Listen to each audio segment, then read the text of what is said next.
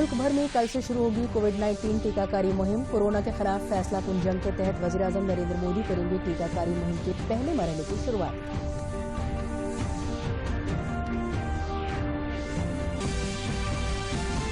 रियासत में 8,57,000 सेहत एहलकारों को लगेगा कोविड-19 का टीका। रियासत के वज़ीर सेहत जय प्रताप सिंह ने कहा, कोरोना की टीकेकारी की सभी तैयारियां हुई मुकम्मल।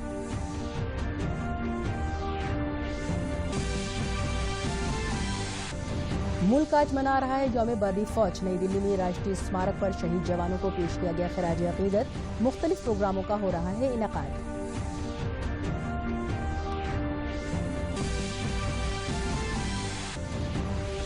और रियासत में सर्द लहर जारी। कोहरे और सर्द हवाओं के सबब मामूलाती जिंदगी मुतासर। महकमे मौसमियात ने आइंदा दिनों में भी ठंड बढ़ने का इम्कान किया जाहिर। आदाब, मैं हूं ज़ेबा शहाब और अब खबरें तफसील से। मुल्क भर में कल 16 जनवरी से मुल्कगीर टीकाकारी मुहिम शुरू होने जा रही है। इससे कोविड-19 के खिलाफ लड़ाई में और मजबूती मिलेगी। वज़ीर-ए-आज़म नरेंद्र मोदी वीडियो कॉन्फ्रेंसिंग के जरिए मुल्क भर के टीकाकारी मराकज पर कोविड-19 के खिलाफ फैसलाकुन जंग की शुरुआत करेंगे। हर मरकज पर कम से कम 100 लोगों को टीका लगाया जाएगा। पहले मरहले में सेहत एहलकारों और फ्रंट लाइन पर तैनात कारकुनन की टीकाकारी होनी है।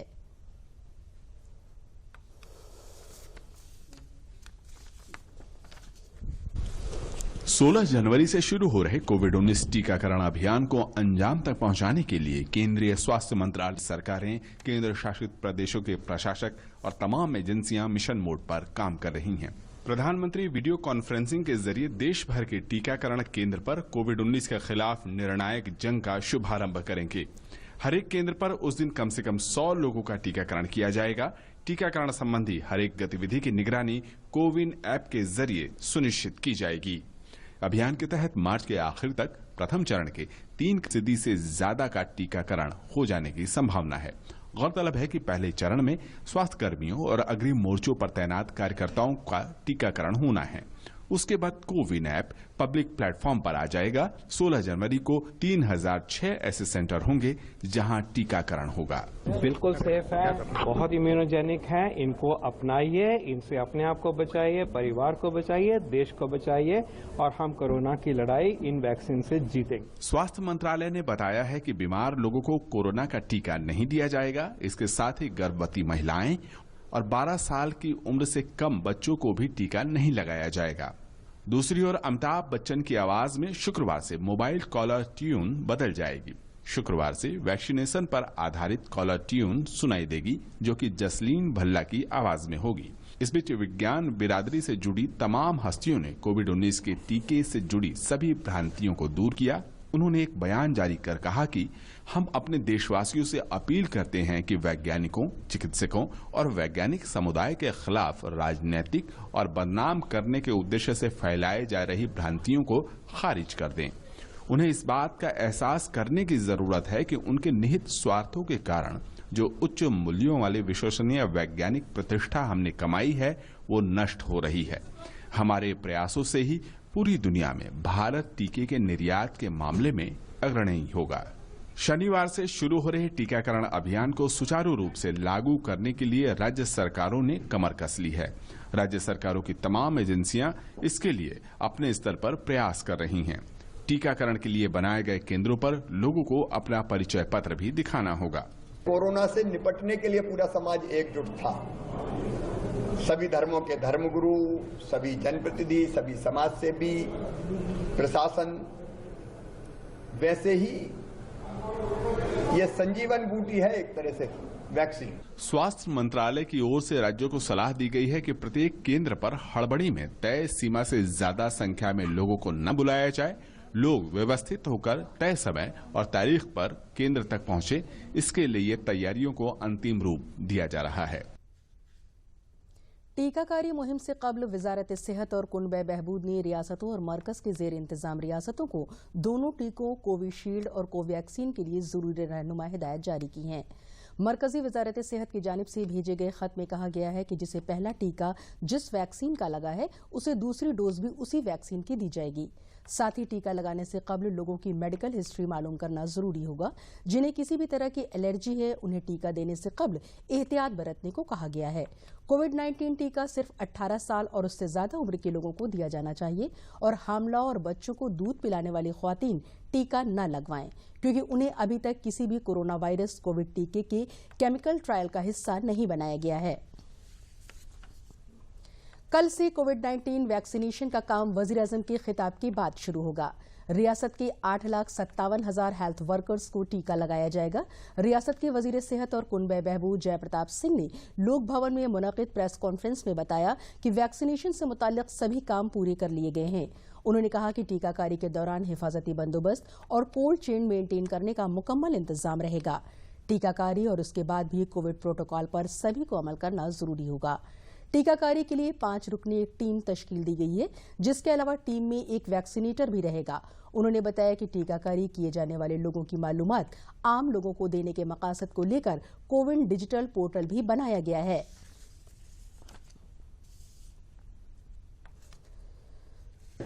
कल पूरे देश में कोविड-19 के महामारी के रोकथाम के लिए वैक्सीन जो हमारे भारत में निर्मित हुआ है उसका अभियान कल से प्रारंभ होगा 16 तारीख से पूरे देश में।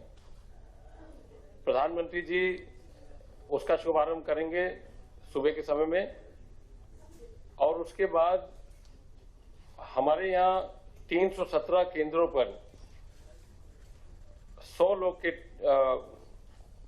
की संख्या में हम कल प्रारंभ करेंगे। वो 31,700 की संख्या होगी कल के लिए। पार्लियामेंट का बजट इजलास 29 जनवरी से शुरू होगा। सदर जमहूरिया रामनाथ कोविंद की जानिब से दोनों ऐवानों की मुश्तरका मीटिंग से खिताब के साथ बजट इजलास की शुरुआत होगी। 1 फरवरी को सेंट्रल बजट पेश किया जाएगा। वजारत और महकमों के मुतालबात ज़र पर गौर करने से मुताल्लिक मुस्तकिल कमेटी की जानिब से उनकी रिपोर्ट्स की तैयारी के पेश नज़र पार्लियामेंट की कार्रवाई 15 फरवरी को मुलतवी हो जाएगी। बजट इजलास का दूसरा हिस्सा 8 मार्च को शुरू होगा। मुल्क आज यौम बर्री फौज मना रहा है। इसी दिन साल 1949 में लेफ्टिनेंट जनरल के.एम. करियप्पा भारतीय बर्री फौज के पहले भारतीय कमांडर इन चीफ बने थे। यौम फौज के मौके पर आज नई दिल्ली वाक़े राष्ट्रीय सम स्मारक पर प्रिंसिपल दिफाई सदर जनरल विपिन रावत, बर्री फौज के सदर जनरल M.M. निरवणे, फिजाइया के सदर air chief marshal R.K. Bhadauria और बहरी फौज के सदर एडमिरल करमवीर सिंह ने शहीद जवानों को खिराज अकीदत पेश किया।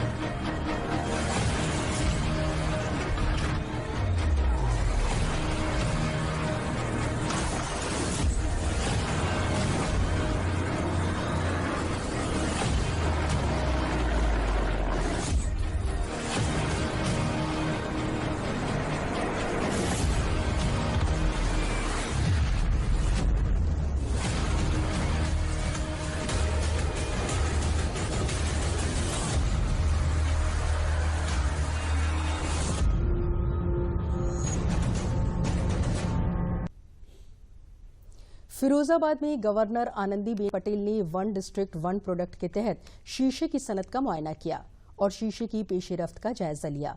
उन्होंने ख्वातीन की जानिब से बनाए गए शीशे के आइटम देखकर खुशी जाहिर की। इस दौरान उन्होंने टीबी से मुतासिर बच्चों की सेहत के सिलसिले में मालूमात भी हासिल की।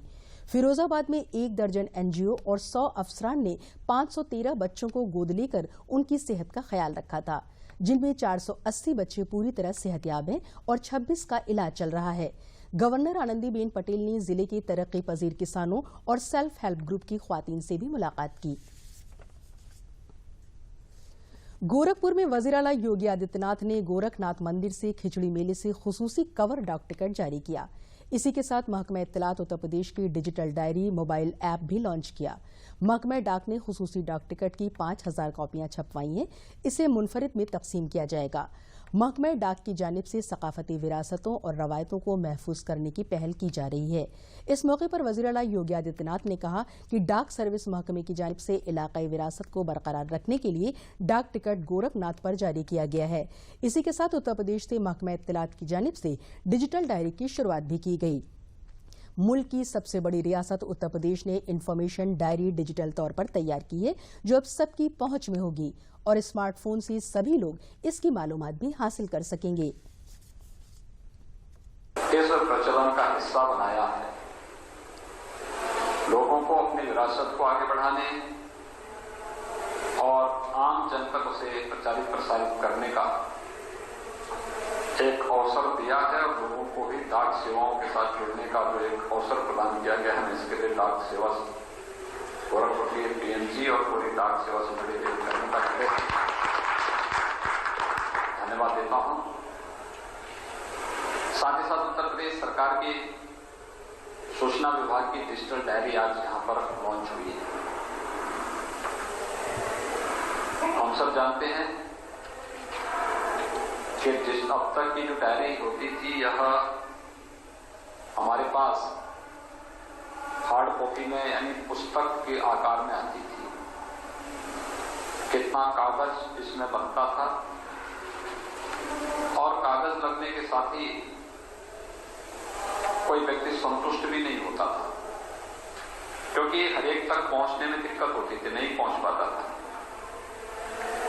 तमाम प्रकार की शिकायतें भी आती थी। उन स्थितियों से बचने के लिए एक प्रयास हुआ है कि हम लोग यह जो युग है अब हम लोग प्रयोग कर चुके हैं डिजिटल युग में। हर एक चीज अपने डिजिटल फॉर्म में आ रही है और उत्तर प्रदेश देश का सबसे बड़ा राज्य होने के नाते डिजिटल फॉर्म में सूचना विभाग की डायरी भी आए, जिससे कोई भी व्यक्ति अपने स्मार्टफोन से उत्तर प्रदेश शासन की कार्य पद्धति और उससे जुड़े हुए विभिन्न विभागों के बारे में जानकारी भी रख सकता है और उनसे संवाद भी बनाए रख सकता है। स्टार्टअप इंडिया बैनुल-अक़वामी कॉन्फ्रेंस आज से शुरू हो गई है। वज़ीर-ए-आज़म नरेंद्र मोदी शनिचर को वीडियो कॉन्फ्रेंसिंग के जरिए स्टार्टअप से बातचीत करेंगे और स्टार्टअप बैनुल-अक़वामी कॉन्फ्रेंस को खिताब करेंगे। कॉन्फ्रेंस का इनेकाद 15 और 16 जनवरी को कॉमर्शियल और सनत की वजारत की सनत और दाखिली तिजारत महकमे की जानिब से किया जा रहा है। ये 2 रोज़ा कॉन्फ्रेंस वज़ीर-ए-आज़म के जरिए अगस्त 2018 में काठमांडू में मुनक़दा चौथी बिम्स्टेक चोटी कॉन्फ्रेंस में किए गए ऐलान से आगे का फॉर्म है। काठमांडू चोटी कॉन्फ्रेंस में भारत ने बिम्स्टेक स्टार्टअप कॉन्फ्रेंस का इनेकाद करने का अहद किया था। मरकजी हुकूमत और तहरीक चला रही किसान तंजीमों के दरमियान ज़रे कवानीन को लेकर आज नवे दौर की बातचीत अब से थोड़ी देर पहले इख्तिताम पर ज़ीर हो गई। हुकूमत के साथ कई दौर की बातचीत और सुप्रीम कोर्ट की मदाखलत के बावजूद कुछ किसान तंजीमें नए ज़रे कवानीन को रद्द करने के मुतालबे पर बज़िद हैं। ये बातचीत को आगे बढ़ाने की अपील करते हुए मरकजी वज़ीर ममलकत कैलाश चौधरी ने कहा कि सुप्रीम कोर्ट ने जो कमेटी बनाई है वो किसानों के मफाद में है। बातचीत के दौरान ये तय हुआ कि अगले दौर की बातचीत किसानों के साथ हुकूमत की जानिब से 1 से 9 जनवरी को की जाएगी। जुनूबी मशरकी अरब सागर के ऊपर कम दबाव की वजह से तमिलनाडु, पुडुचेरी, केरल, लक्षद्वीप के आसपास के इलाकों में आइंदा 24 घंटों में भारी बारिश का इम्कान महकमे मौसमियात ने जाहिर किया है। आइंदा 2 दिन हल्की बारिश भी हो सकती है। वहीं शुमाली भारत में आइंदा 3 दिन शदीद सर्दी जारी रहेगी और इसी के अलावा कोहरे की वजह से भी मामूलाती जिंदगी मुतासर रहेगी। खुश्क शुमाली मगरबी हवाओं के सबब सर्दी इतवार तक ऐसे ही बनी रहने के आसार हैं। जुमेरात को पूरा शुमाली भारत कोहरे की चादर में लिपटा रहा। उत्तर प्रदेश की राजधानी लखनऊ में भी कोहरे का असर दिखाई दिया। पटेल नगरी मुरादाबाद भी कोहरे और शदीद सर्दी की जद में रहा। आज सुबह से ही लखनऊ कोहरे की चादर में लिपटा हुआ है। घना कोहरा होने के सबब ट्रैफिक सुस्त हो गया है। महकमे मौसमियात के मुताबिक रियासत में आइंदा 3-4 दिनों के बाद बदलाव आएगा। आइंदा 24 घंटों में सर्द लहर जारी रहेगी। लखनऊ और आसपास के इलाकों में सुबह घना कोहरा रहेगा, दिन में भी मौसम सर्द रहेगा। उत्तर प्रदेश की 12 विधान परिषद सीटों पर होने वाले इलेक्शन के लिए पर्चे नामजदगी का अमल शुरू हो गया है। आज समाजवादी पार्टी की सीनियर लीडर अहमद हसन और समाजवादी पार्टी के तर्जुमान राजेंद्र चौधरी ने विधान परिषद की सीटों के लिए अपने अपने पर्चे दाखिल किए। पर्चे नामजदगी दाखिल करने के दौरान समाजवादी पार्टी के सभी अराकीन असेंबली और पार्टी के कौमी सदर अखिलेश यादव भी मौजूद रहे।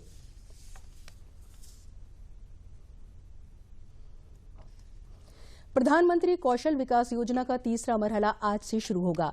इस स्कीम के तीसरे मरहले को मुल्क भर के 600 जिला में शुरू किया जाएगा। इस स्कीम की शुरुआत कौशल विकास और फरोग कारोबार के वजीर महेंद्र नाथ पांडे करेंगे। इस वजारत की क़यादत में चलाई जा रही इस स्कीम में नए जमाने की महारत के साथ साथ कोविड वबा से मुताल्लिक महारत पर तवज्जो मरकूज की गई है। इस स्कीम के तीसरे मरहले में 2020-2021 के दौरान 8 लाख उम्मीदवारों को ट्रेनिंग दी जाएगी, जिस पर 9 अरब 48 करोड़ रुपए से जायद की रकम खर्च होगी। मुल्क में माहिर लोगों का बड़ा ग्रुप तैयार करने के लिए 200 से जायद सनती ट्रेनिंग इंस्टीट्यूट्स और फहरिस्त शुदा तरबियत मराकज और 729 प्रधानमंत्री कौशल केंद्रों में इस स्कीम के तहत ट्रेनिंग कोर्स शुरू किए जाएंगे। इस स्कीम के पहले और दूसरे मरहले से हासिल तजुर्बे की बुनियाद पर वजारत ने तीसरे मरहले में कई तरह की इस्लाह की हैं, ताकि मौजूदा पॉलिसी और जरूरियात के मुताबिक कौशल ट्रेनिंग दी जा सके। वज़ीर-ए-आज़म नरेंद्र मोदी ने 15 जुलाई 2015 को स्किल इंडिया मिशन की शुरुआत की थी। भारत को दुनिया में कौशल की राजधानी बनाने की सोच के साथ शुरू की गई ये स्कीम हुकूमत का एक अहम प्रोग्राम है, जो लोगों में काफी मकबूल हुआ है।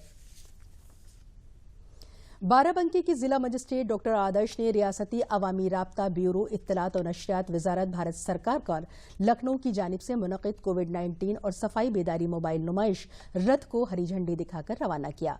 जिला मजिस्ट्रेट की जानिब से महकमे की 10 रोजा मुहिम में लगाए जाने वाले पोस्टर, बैनर, स्टीकर और पंपलेट का मानवन भी किया। इस मौके पर बाराबंकी की जिला मजिस्ट्रेट और पुलिस सुपरिटेंडेंट यमुना प्रसाद ने कहा कि जब तक सभी लोगों को वैक्सीन न लग जाए तब तक दवाई भी और कड़ाई भी के मंत्र पर अमल संजीदगी से करना चाहिए। बाराबंकी की चीफ मेडिकल अफसर डॉक्टर BKS चौहान भी प्रोग्राम में मौजूद थे। प्रोग्राम की निजामत करते हुए राजेश परनवाल, प्रोग्राम के इंचार्ज और इलाकाई पब्लिसिटी अफसर जय सिंह ने मीडिया को बताया कि बाराबंकी जिले में ये तशहीरी मुहिम 15 से 24 जनवरी 2021 तक जारी रहेगी, जिसके तहत मोबाइल नुमाइश अवामी फनकारों की जानिब से पैगाम देने वाले प्रोग्राम भी मुनक़िद होंगे। जनपद में प्रचार प्रसार का ये एक विशेष वाहन, इसकी रवानगी आज हुई है और आप बिल्कुल सही कह रहे हैं, क्योंकि कल ही हमारा टीकाकरण का प्रथम चरण भी है, तो ये और भी ज़्यादा प्रासंगिक है और महत्वपूर्ण है कि लोग ये समझें कि ये बात सही है कि टीका आ गया है और चरणबद्ध तरीके से वो लगना भी शुरू हो गया है, लेकिन कोरोना अभी गया नहीं है। हमारे ज़िले में प्रदेश सरकार के निर्देश के अनुरूप जो है 4 जगहों पर कल 100 लाभार्थियों का वैक्सीनेशन किया जाना है। चारों जगह चयनित हैं और हमारी वैक्सीन और लॉजिस्टिक्स आज ही उन जगहों पर पूर्ण पुलिस सुरक्षा के बीच में पहुंचा दिए जाएंगे और कल जो है प्रधानमंत्री जी के उद्बोधन के साथ जैसा ही निर्देश होगा तदनुसार वैक्सीनेशन किया जाएगा। जो कोविड का इंजेक्शन का प्रोग्राम शुरू हो रहा है, वैक्सीनेशन का प्रोग्राम शुरू हो रहा है, उसके लिए पर्याप्त पुलिस बल लगाया गया है। इसका एक मास्टर सेंटर और इसके सब सेंटर्स हैं, वहाँ पे पुलिस बल लगाया गया है। लोगों से ये जागरूकता अभियान इसलिए भी और आवश्यक है कि लोग अपने जो टर्न है, उनका जो बारी है, उसी अनुसार आएँ और अपना वैक्सीनेशन कराएं। कोरोना से बचाव की वैक्सीन सीतापुर पहुंच गई है। वैक्सीन को जुमेरात को सख्त सिक्योरिटी के दरमियान टीकाकारी मराकज पर भेजा गया है। कोविशील्ड नाम की इस वैक्सीन की जिले में 19,810 डोज पहुंची हैं। 16 जनवरी को जिला महिला अस्पताल, CHC हरगांव, खैराबाद और अड़िया के हिंद मेडिकल कॉलेज में वैक्सीन की राष्ट्रीय लॉन्चिंग का लाइव नशरिया होगा। इसके बाद इन चारों मराकज पर कोविड-19 का वैक्सीनेशन किया जाएगा। सीएमओ डॉक्टर मधु गैरोला के मुताबिक ये vaccine serum institute of India की है। ये सभी पैमानों पर खरी है और इसके कोई साइड इफेक्ट भी नहीं है। उन्होंने बताया कि हर मुस्तफीद को 0.5 मिलीलीटर की डोज बाएं हाथ में लगवानी जाएगी। इसकी दूसरी डोज 28 दिन के वक्फे पर दी जाएगी। कोविड-19 बीमारी की एक त्रासदी को हम लोग काफ़ी झेल चुके हैं और एक बहुत जो आशा थी कि इसके लिए वैक्सीन आ जाए, तो वैक्सीन आ गई है। आज हमारे कोल्ड चेन में अभी पुलिस कस्टडी में वैक्सीन आई है और इसको पहले हम लोग जो है फ्रंटलाइन वर्कर्स को लगाएंगे। इस वैक्सीन को लगाने के लिए ताकि सुचारू रूप से लगाई जा सके, हम लोगों ने 2 बार इसका ड्राई रन किया है। एक 5 तारीख को हमारे CSC में हुई थी, उसके बाद 11 तारीख को CSC में ड्राई रन हो चुकी वैक्सीन लगाने की। हम लोग पूरी तैयारी कर चुके हैं। बेनिफिशियरी की लिस्ट और टीम की लिस्ट बन चुकी है और हमारे कोल्ड चेन में वैक्सीन ये पूरी पुलिस कस्टडी में रहेगी। 24 आवर्स पुलिस का कवरेज रहेगा। 16 तारीख को हम सुबह 9:15 बजे से वैक्सीन स्टार्ट लगाना शुरू कर देंगे। 16 तारीख को हर जगह जो है अपने जनपद में वैक्सीनेशन की तैयारी चल रही है और पहले फ्रंट लाइन जो वर्कर्स हैं उनको लगेगी और वैक्सीन हमारे सभी लगभग CSC में भी खैराबाद में आ चुकी है और इसके पहले ही यहाँ पर जो है ड्रिल वगैरह कर ली गई थी। अब उसी की तैयारी की। आगरा में कोरोना वैक्सीन पहुंच गई है। आगरा के मराकज पर वैक्सीन सीमो अहाते वाक़े डिपो से भेजी गई है। इस डिपो में आइसलैंडर रेफ्रिजरेटर INR में वैक्सीन को रखा गया है। इसके साथ ही हिफाजत के नजरिए से पुलिस फोर्स को भी तैनात किया गया है। एक वाइल से 10 लोगों को वैक्सीन लगाई जा सकेगी। आगरा में 16 जनवरी से हर मरकज पर 100 लोगों को वैक्सीन लगाई जाएगी। इस तरह 600 सेहत एहलकार को ही वैक्सीन लगाई जाएगी। 6 मराकज पर वैक्सीन लगानी है। शनिचर से शुरू होने वाले वैक्सीनेशन के पहले मरहले में सेहत एहलकारों को वैक्सीन लगाई जा रही है। जिला मजिस्ट्रेट प्रभु एन सिंह ने बताया कि जिले को 26,280 वैक्सीन मिली हैं। डॉक्टर, फार्मासिस्ट, स्टाफ, नर्स समेत सभी का कहना है कि वैक्सीन लगवाने के लिए सभी तैयार हैं। वैक्सीन लगवाने के बाद वायरस से बचाव होगा और बेहतर तरीके से तिब्बी काम कर सकेंगे। फेज में हमारे जितने हेल्थ केयर वर्कर्स हैं उनको यह डोज लगाई जा रही है। कुल 26,280 हमारे पास डोज आज अर्ली मॉर्निंग में आ गया है और यह सीरम इंस्टीट्यूट द्वारा जो कोविशील्ड है वह वैक्सीन है। 16 तारीख को हम लोग पहले 6 सेंटर से स्टार्ट करेंगे और इसके बाद जैसे जैसे हमारे पास और डोजेज आते जाएंगे और शासन के निर्देश आएंगे, टोटल 68 सेंटर्स पे हम स्टार्ट करेंगे। पर सेंटर्स पे 100 हमारे जो हेल्थ केयर वर्कर्स है उनको डोज दिया जाएगा। तो 16 तारीख को हम लोग टोटल 600 हमारे जो हेल्थ केयर वर्कर्स है उनको लगाया जाएगा। हाथरस में लोकनाट्य में स्वांग का मुल्क और बैरून मुल्क तक डंका बजाने वाले स्वांग सम्राट पंडित नथाराम गौड़ की जयंती पर उन्हें याद किया गया। साथ ही गायब होते फन के फरोग के लिए फनकारों ने गौर खौज किया। इस मौके पर भक्त संगीत, नौटंकी की हालत और सिमत पर मजाकरे का इनेकाद हुआ। प्रोग्राम में बनारस के अवामी फन के माहिर अष्टभुजा मिश्रा ने मेहमान खुसूसी के तौर पर हिस्सा लिया। वहीं ब्रज सकाफती मरकज मथुरा के नायब सदर डॉक्टर शांति स्वरूप अग्रवाल मेहमान जी वकार के तौर पर शामिल हुए। नाट्य अंजलि थिएटर आगरा की फाउंडर डायरेक्टर अलका सिंह ने बताया कि सरकारी फायदा जो लोग ज़हनी तौर से माहिर होते हैं, चाहे उनके अंदर बहुत ज्यादा फनी सलाहियत ना हो, वो लोग हासिल कर लेते हैं। अवामी फन की माहिर दीपाली सिंह ने कहा कि अवामी फन को बचाने के लिए स्कूल सतह से फनकारी को फरोग देना चाहिए, क्योंकि यही वो मुकाम होता है जहां बच्चों की तामीर होती है। और भगत को एकाकार कर दें तो इसका इतिहास प्राचीन नहीं बल्कि प्राचीनतम हो जाता है। प्राचीनतम से कहने का मतलब, जब भगवान कृष्ण का जन्म हुआ था तो भगवान शिव ने स्वयं स्वांग रचाया था और स्त्री का वेश बना करके नंद बाबा के घर आए थे। हम जो स्वांग संगीत से जुड़े हुए लोग हैं, कलाकार हैं, हम अपना इतिहास वहाँ से मानते हैं सर, कि हम उतने प्राचीन हैं। और वही वाद्य जो शिव का आदि वाद्य डमरू है, उसी को अगर 2 खंडों में कर दीजिए तो आज हमारा आद्य वाद्य नक्कारा बन गया है। तो हम तो अपने इतिहास को वहाँ से समझते हैं। हमें विद्यालय स्तर से इन कलाओं को प्रमोट करना चाहिए, क्योंकि यही वो स्थान होता है जहाँ पर बच्चे का निर्माण होता है। यदि हम चाहते हैं कि कि भविष्य में बच्चे इन कलाओं से जुड़ें तो हमें उन्हें शिक्षित भी करना पड़ेगा। और साथ ही बदलाव के साथ, शायद आप लोगों ने खौन का नाम सुना हो, थाईलैंड के अंदर एक थिएटर होता है जिसमें रामायण पूरे साल दिखाई जाती है। हम साल में 10 दिन रामायण दिखाते हैं और उसके बाद ये सोचते हैं कि हमारे बच्चे इससे प्रभावित होंगे। और अगर मैं अपने शब्दों को थोड़ा सा सोच विचार कर ना बोलूं तो वहाँ ऐसा लगता है कि फूहड़ता ज़्यादा होती है, कला कम होती है। इस प्रकार की लोक कला और लोक विधा से अगर हम ये सोचें कि आज का युवा वर्ग और आज का जो बढ़ता हुआ बच्चा है वो प्रभावित होगा, ये गलत है। प्रधानमंत्री गरीब आवास योजना के तहत गरीबों को मिले घरों से बहुत बड़ा फायदा हो रहा है। अमेठी के गरीब कुनबे के लोगों ने बताया कि जब हम लोगों के पास घर नहीं था तो हम लोगों को बहुत ही दिक्कतें होती थीं। बरसात में जहां पानी घर में गिरता था और घर में रखे सभी सामान भीग जाते थे, यहां तक कि घर का राशन तक भीग जाता था। और सर्दी में तो हवा सीधे घर के अंदर तक जाती थी। हम लोग बहुत परेशान हो जाते थे, लेकिन कोई रास्ता भी नहीं था। लेकिन जब सरकार से हमें प्रधानमंत्री आवास मिले तब से सभी परेशानियां खत्म हो गई हैं। अब बहुत आसानी से जिंदगी गुजर रही है और इसके लिए हम हुकूमत के बहुत शुक्रगुजार हैं।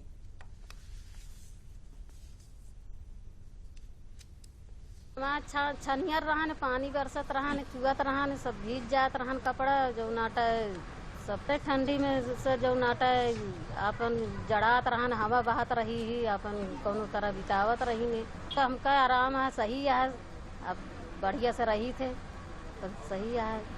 पहले बहुत सारी दिक्कतें थी, छपरा उपरा छाया रहता था मेरे घर में, पानी बरसने से हम लोग पढ़ते थे, कॉपी पर गिरते थे, ठीक से पढ़ नहीं पाते। आवास मिल जाने से बहुत फायदा हो गया, हम लोग अब पढ़ लेते हैं, बिजली हो गया है घर में, सब कुछ। बहुत थे साहब की छप्पर के नीचे रहता था, पानी भर जाते थे, कीड़ा बीछे सब आते थे, कहाँ खटिए पे न सोने का न बिस्तर न रहने का, हर चीज़ परेशानियाँ रहती थी। बहुत सही काम किए हुए, हमारे गरीब के लिए बहुत ही अच्छा काम किए हुए हैं। और तो कोई भी माने न माने, लेकिन मैं मानता हूँ कि वो गरीब के लिए बहुत ही काम किए। बहुत दिक्कत थी, पानी बरसता था, चूता था, छान थी, जो है हम लोग बहुत परेशान थे। और प्रधानमंत्री मिलने की वजह से हम लोग बहुत खुशहाल हैं। प्रधानमंत्री जी को धन्यवाद। वाराणसी में सर्द हवाओं के दरमियान दिव्यांगों ने गजब का हौसला दिखाया। व्हीलचेयर रेस में हिस्सेदारी के लिए कसीर तादाद में दिव्यांग यहां पहुंचे। इस मुकाबले का असल मकसद ऐसे सभी दिव्यांग लोग जो ज्यादा घर से बाहर नहीं निकलते हैं, उन्हें मेन स्ट्रीम में शामिल करना है। हिंदू विश्वविद्यालय में ये दिव्यांग रेस आयोजित की गई। प्रतिभागी अपनी तेजी को बताते हुए अपने आप को गति देकर रेस में जीत दर्ज करने के साथ अति उत्साहित हैं और अपने साथियों से कह रहे हैं कि कोशिश से वो हर मंजिल हासिल कर सकते हैं। मैं बहुत पॉजिटिव फील कर रहा हूँ। हालांकि हालत अभी नॉर्मल नहीं है, मैं बोल नहीं पाऊंगा ज़्यादा, लेकिन बहुत अच्छा लग रहा है फर्स्ट आके। इससे पहले बहुत भी रेस हुआ है, मैं पहले भी आया हूँ और आज इन लोगों के बीच में, इतने ज़्यादा कॉम्पिटिटर के बीच में आज मैं फर्स्ट आया। मुझे बहुत अच्छा अनुभव हो रहा है। मैं चाहता हूँ कि ऐसे कार्यक्रम निरंतर भविष्य में होते रहे ताकि हम लोग की ऊर्जा बराबर बनी रहे। आयोजकों का उद्देश्य भी समाज को संदेश देना ही है कि दिव्यांग निश्चित रूप से मजबूत इरादे रखते हैं और हमारी आपकी तरह भी वो हर परीक्षा को पास कर सकते हैं। उनको यही संदेश है कि अपने लक्ष्य की तरफ लगातार बढ़ते रहें, जरूर वो अपने लक्ष्य को जरूर एक ना एक दिन प्राप्त करेंगे। इनकी रेस को सम्मान देने और उत्साहवर्धन के लिए लोग सड़क के किनारे खड़े दिखाई दिए। 40 दिव्यांग प्रतिभागियों ने प्रतिभाग किया है और पूरी 2 किलोमीटर की दूरी तय करी है। और आज इस रेस का मुख्य उद्देश्य है कि जीते कोई भी, हारे कोई भी, इससे कोई मकसद नहीं है। मेन है कि सारे प्रतिभागी इसमें प्रतिभाग करें, अपना मनोबल बढ़ाएं, अपना आत्मविश्वास बढ़ाएं और ये सिद्ध करें कि ऐसा कोई भी कार्य नहीं है जो दिव्यांग नहीं कर सकते। बहुत से लोग ये मानते हैं दिव्यांग का ये कुछ लिमिटेशंस हैं, पर हम लोग का ऐसा मानना नहीं है। वो विशिष्ट व्यक्ति हैं और वो मानसिक रूप से काफी मजबूत हैं। जरूरत है उनको प्रॉपर प्लेटफॉर्म देने की, उनको अपनी क्षमता को पहचानने की। काशी वासियों का उद्देश्य रहा है हमेशा से लोगों को संदेश देना। इन दिव्यांग लोगों की ये रैली, ये रेस कराकर इन लोगों ने एक संदेश तो दिया ही, इन लोगों ने भी संदेश दिया कि कैसे हम सबकी बराबरी करते हैं, ये कैसे एक समाज में मैसेज दे सकते हैं कि ये भी सक्षम हैं हमारी तरह, आपकी तरह। कैमरा पर्सन आशुतोष उपाध्याय के साथ doctor Rakesh Bahadur Singh Gautam, DD news Varanasi. और आखिर में अहम खबरें एक बार फिर। मुल्क भर में कल से शुरू होगी कोविड-19 टीकाकारी मुहिम। कोरोना के खिलाफ फैसलाकुन जंग के तहत वज़ीर-ए-आज़म नरेंद्र मोदी करेंगे टीकाकारी मुहिम के पहले मरहले की शुरुआत।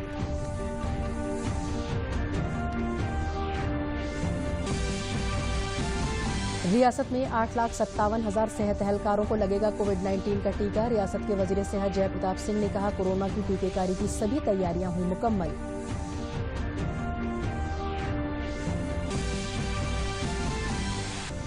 मुल्क आज मना रहा है यौम बर्दी फौज। नई दिल्ली में राष्ट्रीय स्मारक पर शहीद जवानों को पेश किया गया खिराज अकीदत। मुख्तलिफ प्रोग्रामों का हो रहा है इनेकाद।